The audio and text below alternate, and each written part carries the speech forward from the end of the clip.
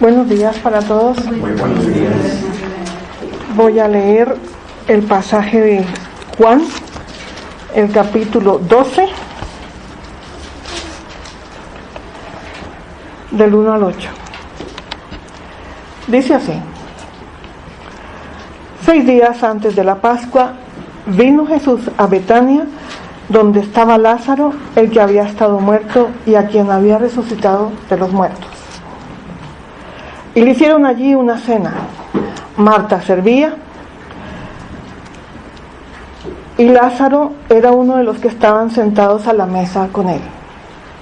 Entonces María tomó una libra de perfume de nardo puro, de mucho precio, y ungió los pies de Jesús y los enjugó con sus cabellos.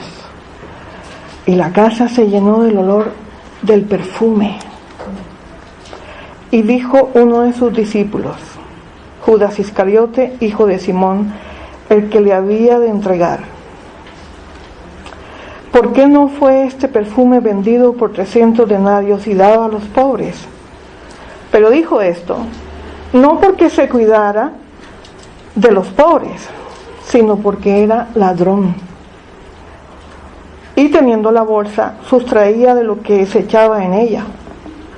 Entonces Jesús dijo, déjala, para el día de mi sepultura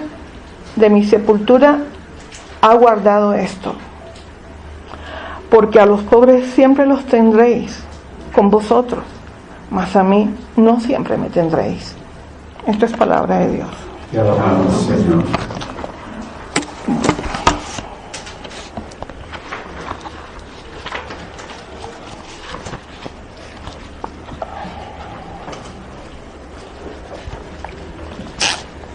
He titulado la exposición de esta mañana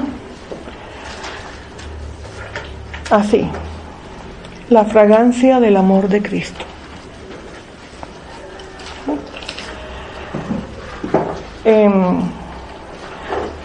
Quiero comenzar diciendo que hoy en día las relaciones que se tejen entre unos y otros son muy diferentes de las que se tenían en el pasado. Hoy las relaciones son bien diferentes. Se tienen relaciones virtuales. Desde pequeños se nos han mostrado a héroes como Superman, como Spider-Man, aún héroes de la patria. Y tenemos acceso a sitios que en realidad como que no existen. Por ejemplo, Twitter, Facebook. Y ahí decimos me gusta o no me gusta y hacemos comentarios, y se supone que podemos conocer a personas de países muy lejanos a través de estos medios, pero son relaciones virtuales, son relaciones que no podemos tocar, son relaciones que no son muy personales. Y eso en cuanto a personas. También hay lugares como los que hay en Facebook que decimos en mi muro. No hay ningún muro. Es un muro, es una fantasía, una ilusión. Existe, pero al mismo tiempo no lo podemos tocar. Y hablamos de un sitio web, hablamos de correos electrónicos. Y no quiero tampoco con este comentario introductorio, desvirtuar la importancia, la practicidad y la utilidad de estos medios. No podemos vivir de espaldas a lo actual, a la realidad de hoy. Pero cuán convenientes son estas relaciones, cuán reales son estas relaciones. Dejo ahí y prosigo para meterme de nuevo en el texto, o entrar al texto mejor, y decirles que Jesús recibe con beneplácito la unción pública y perfumada de María como un acto de amor profético y privilegiado. Vamos a ver ahora cómo se revelan estos 3 elementos característicos en esta narración. ¿Qué ocurre durante esta visita en honor a Jesús? Cómo cómo se mueven, cómo se comportan estas relaciones, qué tan reales son, qué tan sinceras son.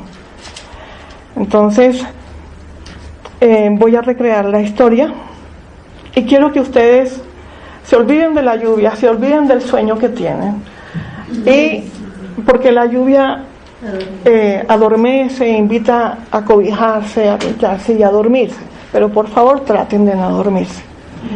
Entonces, más bien, viajen conmigo.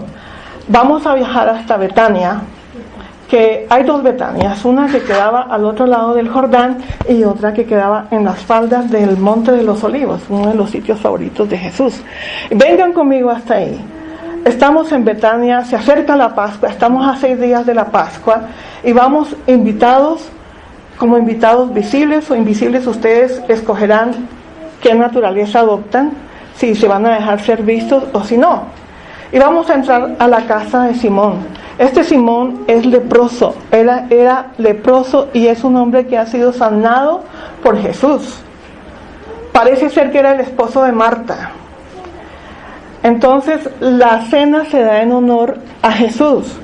Se le está diciendo en una acción de gracias: gracias por sanarme a mí, a Simón, y gracias por resucitar a Lázaro. Entonces vamos a entrar a la casa de Lázaro y vamos a ver qué pasa ahí, quién es quién en esta fiesta. Y vamos a entrar y a recrear esta historia y vamos a ver. Simón no se vuelve a mencionar, solo se dice que es Simón el leproso. Y el segundo personaje que está al comienzo del texto es Jesús. Dice que Jesús fue a Betania y que atendió esta invitación. Jesús, el visitador. Y el segundo personaje es Marta. Marta está, pues es la segunda visita que se menciona en la Biblia, es la segunda visita que se menciona después de aquella en la que Marta estaba afanada diciéndole: oye, dile algo a esta mujer que me ayude. ¿Se acuerdan de ese pasaje? Bueno, esta Marta dice en esta ocasión servía. Ya Marta no es la misma de antes. Ya sabe que si lo suyo es servir, pues lo está haciendo callada, silenciosa, pero con gozo. Entonces Marta simplemente sirve. Aquí ya hay una transformación de esta Marta y es una Marta más apacible, que se goza en su servicio al Señor y que ha atendido todos los preparativos para esta cena. Lázaro. Lázaro aquí se menciona como el resucitado, el que después de 4 días de muerto Jesús le dice: sal, Lázaro. Y dice que a propósito de aroma, ¿no? Porque este es un pasaje muy aromático. Dice que después de 4 días ya hedía, y le advierten a Jesús: es que ya hiede. O sea, estaba ya pestilente. Este es el Lázaro que se levanta de su podredumbre por la palabra de Dios. Es un hombre hecho milagro, o un milagro hecho hombre. Es el que está cercano, está sentado ahí en la mesa al lado de Jesús. El pasaje no registra que conversaban ellos, pero seguramente serían cosas muy importantes y de mucho gozo. María de Betania. Antes, en la antigüedad, en estas regiones, cada quien, y hasta en Roma, y me temo que en España también, en la antigüedad, los nombres recibían como apellido el lugar de donde era oriunda la persona. Por ejemplo, San Francisco de Asís, María de Magdala, entonces de ahí viene María Magdalena, mi tocaya. Y esta es María de Betania, porque pertenecía, había nacido y se había criado en esta región. Era una devota discípula del gran maestro. Esta es María. Y María no dice que diga nada, no habla en este pasaje. Igual que como en la primera visita al lado de esa hermana, simplemente se arrodilla y le escucha. Entonces María de Betania se dirige a algún lugar de la casa donde ella tenía este bien tan preciado, que consiste en un frasco de alabastro.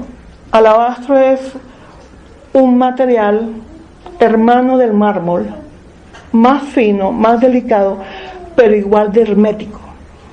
Y allí María tiene depositado un perfume de altísimo valor. Y María lo saca. Este perfume es de nardos. Es de nardos.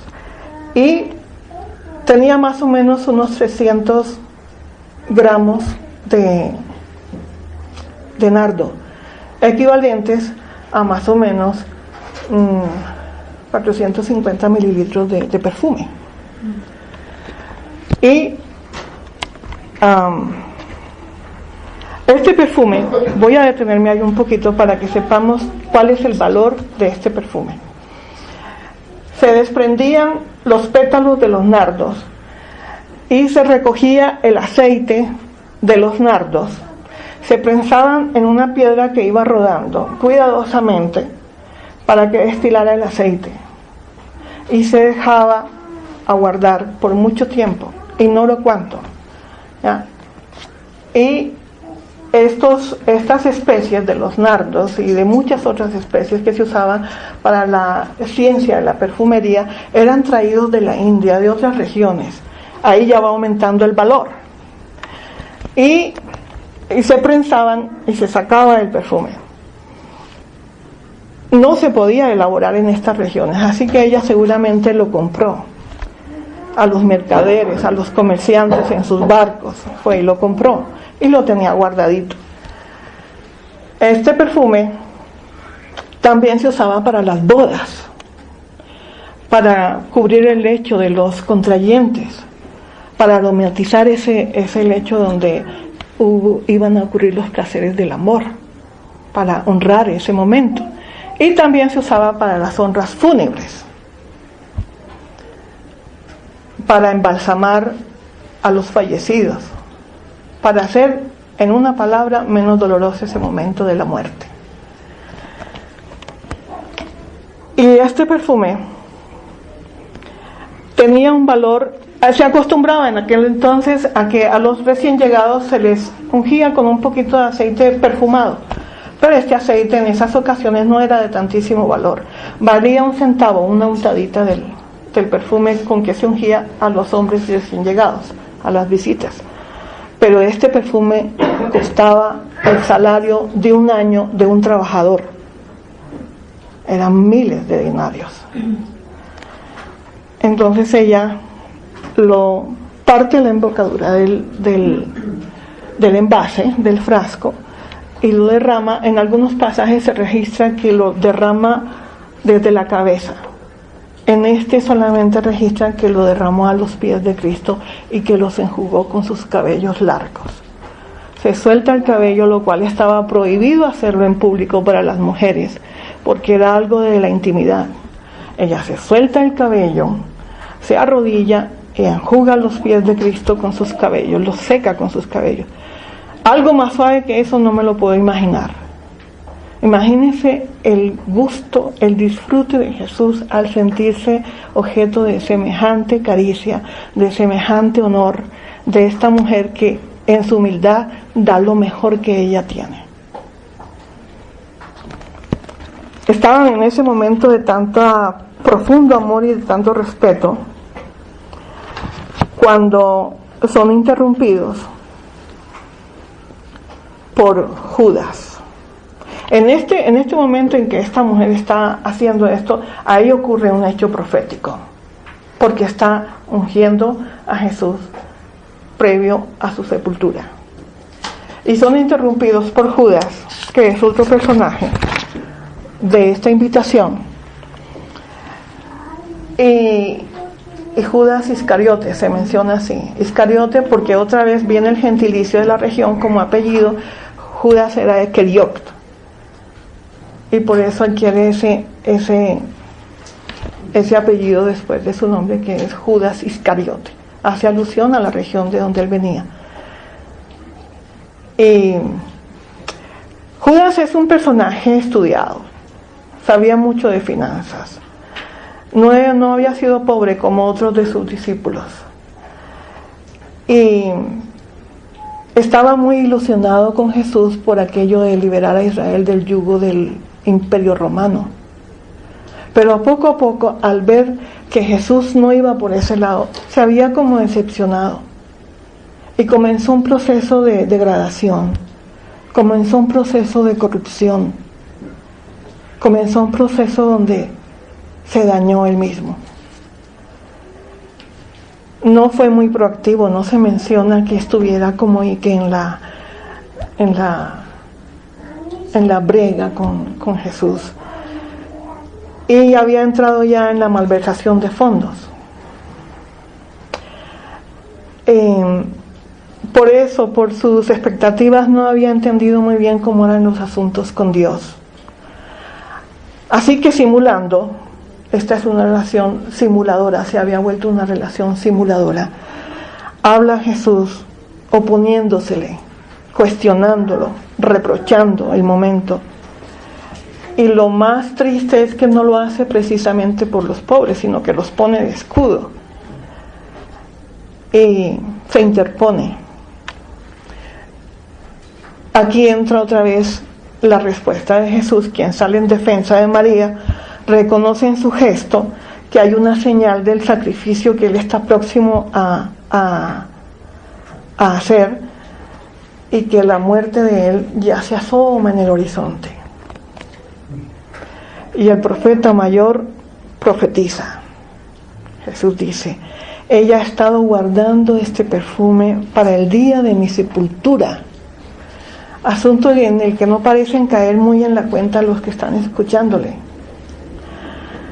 Jesús y María adelantan la inmortalización de ambos, porque Jesús iba a la eternidad, iba a morir, pero María también queda inmortalizada por el mismo Jesús, donde dice: esto va a ser recordado siempre, donde quiera que se hable del Evangelio.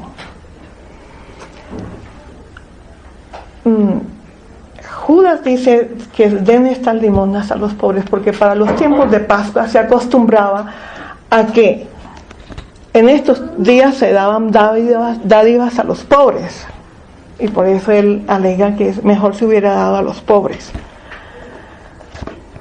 Con relación a los pobres, son en ese momento una artimaña para restar importancia a lo que estaba sucediendo. Jesús controla la situación y no permite ser manipulado ni chantajeado por Judas ni por quienes lo critican, porque no fue Judas solamente. No percibe sinceridad en ellos. No era la ocasión para los mentirosos, los legalistas, y por eso privilegia la unción que acaba de hacer María, la unción profética. En aquella ocasión, yéndonos a la parte del contexto de ellos, en aquella ocasión, vivir sin la conciencia de quién era Jesús y de que su visita no era para siempre, hizo que, excepto en María y en algunos otros, se perdieran de disfrutar y conocer más al mismísimo Hijo de Dios. Eso es. Ahora bien, ¿cuál es el propósito de este relato inspirado y que ha sido consignado en la Biblia? Para siempre también. Esta narración nos enseña que las distancias con Dios se tratan más del corazón sincero y sabio que de estar cerca solo físicamente. Podemos pasar más tiempo con Jesús para crecer en la calidad de nuestra relación con Él. Ya estamos de regreso de esa casa de Lázaro, ¿no? Ya estamos aquí otra vez, con nuestras relaciones, con nuestra relación con Cristo, que ojalá no sea virtual. Y lo gratis y la desmesura del gesto de María para con Jesús nos enseña el sentido gratuito, pero no desperdicio de la vida, y su sacrificio por nosotros. Esto es cantidad, pero también calidad de vida. ¿Qué tan real es nuestra relación con el Señor?